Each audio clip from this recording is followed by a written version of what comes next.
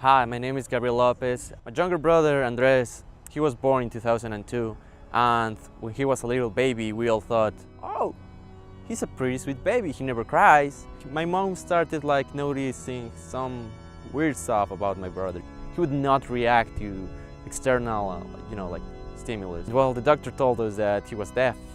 When the news came, it was groundbreaking, earth-shattering for the whole family. My mom knew a doctor that talked to her about some new technology that was just coming out in the United States of America.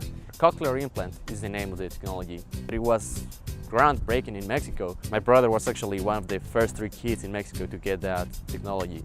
At that time, it was around 2003.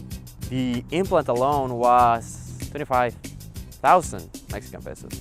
To be able to successfully operate my brother, those were another 750,000 Mexican pesos, so close to 1 million Mexican pesos.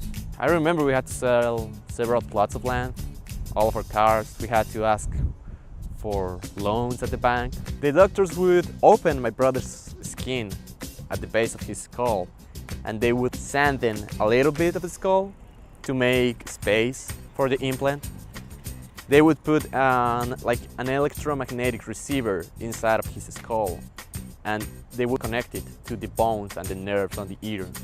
They would then, sew it all together. And then he has to wear a small computer outside his skull, it rests on his ear.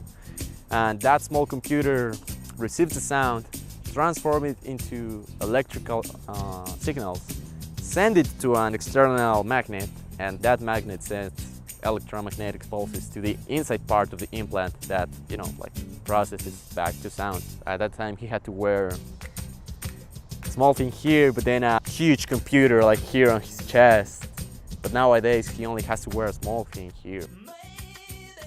The train of thought of my parents was that they weren't the only ones dealing with this problem. They would invite people to my house, talk with them, and be like, hey, if you're going through this situation, if one of your kids is deaf, or you know someone whose kids are deaf, well, we have all this information, take it. Those small coffee meetings, the whole thing kind of grew, and then my parents thought, well, why not create a proper association and try to help more people?